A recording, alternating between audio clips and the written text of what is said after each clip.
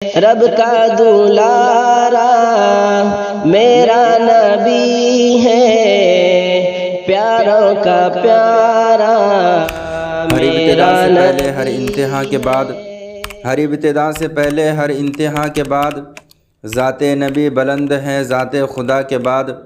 دنیا میں جتنے بھی احترام کے قابل ہیں لوگ، دنیا میں جتنے بھی احترام کے قابل ہیں لوگ، میں سبھی کو مانتا ہوں مگر مصطفیٰ کے بعد۔ میرے دوستو، ایک ایسا نام جو پوری دنیا میں گونجتا ہے اور گونجتا رہے گا۔ اسلام کے پیغمبر حضرت محمد صلی اللہ علیہ وسلم کا نام ایک ایسا نام ہے کہ دنیا بھر میں بسنے والے ہر مسلمان کے دل میں محمد کا نام چمکتا ہے، دھمکتا ہے اور بستا ہے۔ میرے دوستو، مسلمانوں کی نبی سے جو محبت ہے، جو عشق ہے، جو قربت ہے اور جو روحانیت ہے، اس کو بیان نہیں کیا جا سکتا۔ آخر ایسا کیا ہے کہ پیغمبر اسلام حضرت محمد صلی اللہ علیہ وسلم کے لیے مسلمان اپنا تن من دھن سب کچھ قربان کرنے کا جذبہ رکھتے ہیں۔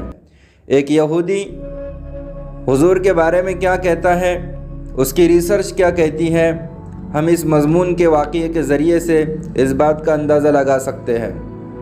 ایک داڑھی والا آدمی اپنے پاس بیٹھے ایک مسلمان کو دیکھ رہا تھا۔ وہ مسلمان اٹھ کر اس کے پاس جا بیٹھا اور پوچھا کہ آپ مسلمان ہیں؟ اس نے مسکرایا اور جواب دیا، میں مسلمان نہیں ہوں، میں ایک یہودی ہوں اور پیرس میں اسلام پر پی ایچ ڈی کر رہا ہوں۔ اس مسلمان نے پوچھا، تم اسلام کے کس پہلو پر پی ایچ ڈی کر رہے ہو؟ وہ تھوڑا رکا اور بولا کہ میں مسلمانوں کی شدت پسندی پر ریسرچ کر رہا ہوں۔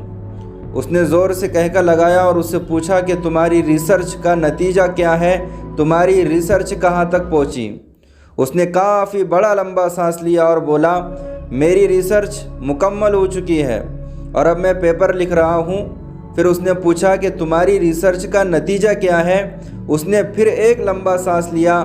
یہودی دائیں دیکھتا ہے، بائیں دیکھتا ہے، پیچھے دیکھتا ہے، آگے دیکھتا ہے، اپنی گردن کو ہلاتا ہے اور آہستہ آواز میں بولتا ہے، میں 5 سال کی مکمل ریسرچ کے بعد اس نتیجے پر پہنچا ہوں، مسلمان اسلام کی ہر چیز سے زیادہ اپنے نبی سے محبت کرتے ہیں۔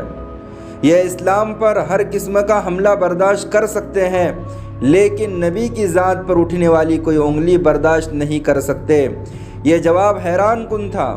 اس نے کافی کا مگ میز پر رکھا اور سیدھا ہو کر بیٹھا اور کہنے لگا، میری ریسرچ کے مطابق مسلمان جب بھی لڑے، جب بھی اٹھے، جب بھی لپکے، اس کی وجہ نبی اکرم صلی اللہ علیہ وسلم کی ذات اقدس تھی۔